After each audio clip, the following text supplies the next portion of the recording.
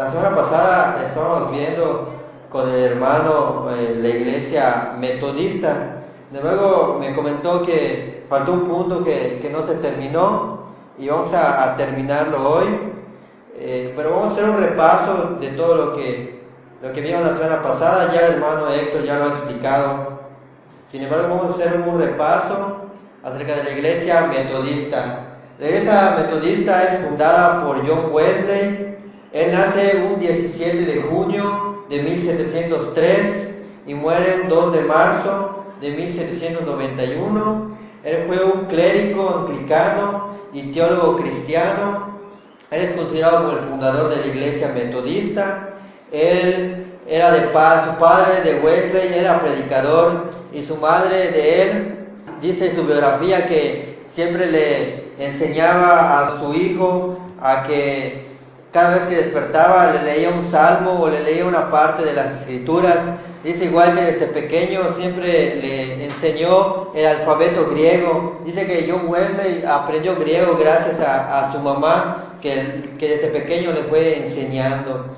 Estudio anterior, pues el hermano Héctor les fue mencionado todo esto. Estudió en la Universidad de Cambridge, se gradúa en maestro en teología y funda la iglesia metodista en el año 1729. Vemos que en ese tiempo de la iglesia metodista había dos teologías, el calvinismo y el arminianismo.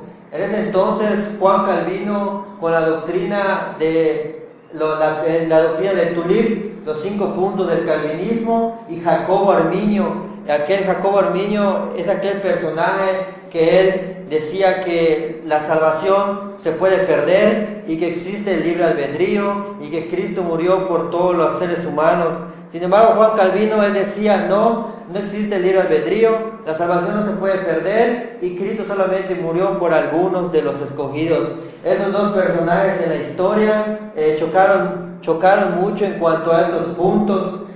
Porque por eso hay veces cuando a la iglesia de Cristo, cuando te preguntan o les han preguntado a algunos de ustedes y nosotros decimos que creemos en un libre albedrío, creemos que podemos caer de la gracia, ellos te dicen, tú vienes de la línea de Jacobo Arminio, porque ellos dicen que Jacobo Arminio fue aquel primer personaje en la historia que dijo que existe el libre albedrío. Sin embargo, en aquella ocasión me decía un señor, es que tú vienes de la línea de Jacobo Arminio. Y decía, yo vengo de la línea de las escrituras, ya que la Biblia enseña de que el ser humano tiene libre albedrío y que la salvación sí se puede perder. Y somos denominados solamente cristianos.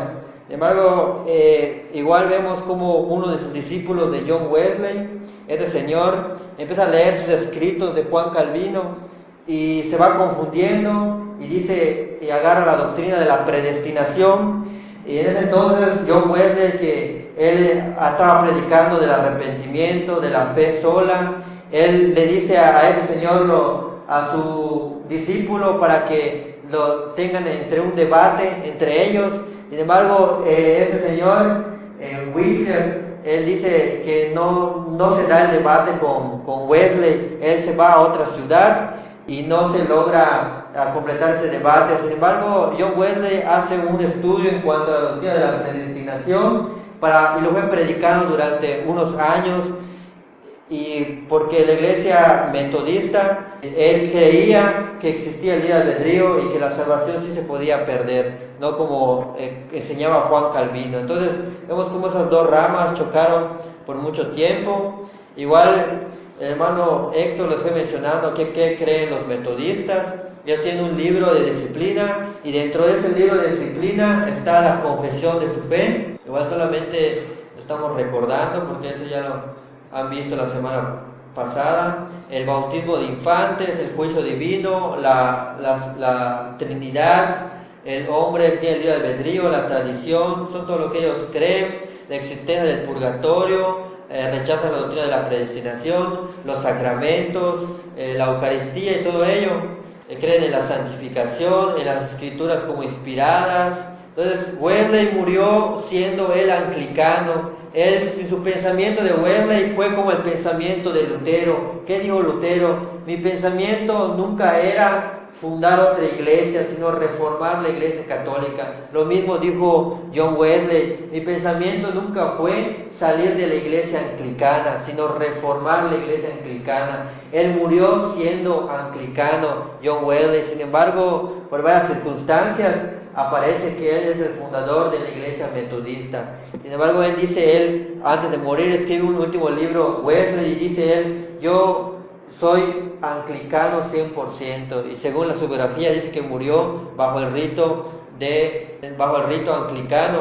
Vemos que ellos tienen la doctrina del purgatorio.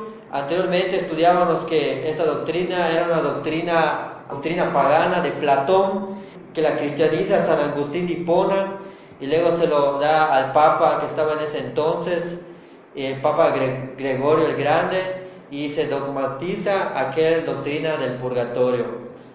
Igual de la veneración a María, vemos que eso se inventa en el Concilio de Trento, y la palabra veneración es una palabra del latín venerati, que viene del hebreo Hoshana, que significa sálvanos ya. Y aunque ellos quieran reconocer, pues adoran a María, adoran a las imágenes, cuando la Biblia pues enseña que debemos adorar solamente a Dios. Igual la doctrina de la fe, igual hermano les estuvo mencionando, esta doctrina de la fe sola, donde nace el autor de esta doctrina de la fe sola, nace con Martín Lutero. Él fue el primer personaje en la historia que él dijo de la doctrina de la fe sola, ya que en ese entonces la Iglesia Católica pues estaba haciendo que uno puede ser salvo mediante obras, las obras que la Iglesia Católica había puesto. Pero cuando Martín Lutero ve lo de las indulgencias y todo eso, él dice: no, la Biblia enseña solamente la fe sola. Es cuando se inventa la doctrina de la fe sola. Solamente por fe uno puede ser salvo. Ya después, como fuimos viendo cómo van surgiendo las iglesias, van adoptando ese pensamiento de Martín Lutero. Pero ya el hermano Héctor ya ha explicado este punto, las 3 clases de obras en cuanto a ello. Sin embargo, faltó un punto, el punto de la oración del pecador. Es este, incluso es sencillito. Vemos que la oración del pecador, cuando viene una persona, ya sea un bautista, un presbiteriano, un pentecostés o cualquiera, y que dice: con solo aceptar a Cristo uno es salvo, haz esta oración conmigo, porque dice la Biblia que cualquiera que confiesa con la boca va a ser salvo. Sin embargo, esa es una mala interpretación de Romanos capítulo 10, versículos 9 y 10, ya que la oración del pecador, esa oración no es bíblica, sino que entró en la iglesia denominacional, en la iglesia evangélica, no hace más de 200 años, y a través de la Reforma Protestante con Lutero. Lutero influyó mucho en cuanto a esto, sino que ese texto nos está dando a entender que al confesar que es necesario que el hombre confiese delante de los hombres su fe, y es lo que dice Lucas 12:8 y Mateo 10:32, cuando dice Jesús: el que me confiese delante de los hombres, yo igual lo confesaré delante de mi Padre. Esa confesión está dando a entender este texto de Romanos 10:9.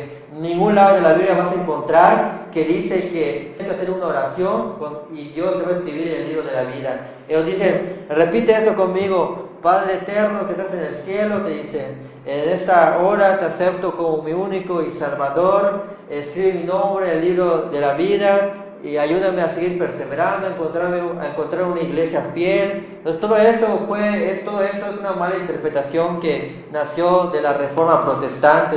Cuando la Biblia en ningún texto, ese texto no hace referencia de que uno haga una oración para poder ser salvo, sino que la Biblia nos enseña los pasos para poder llegar a la salvación, que es oír, creer, arrepentirse, confesar, bautizarse. Entonces, solamente la fe sola no salva. Y el hermano les ha explicado, y tampoco la oración, como ellos mencionan, tampoco es válida y tampoco es bíblica todo ello. Ese es el último punto que se iba a tocar con el hermano.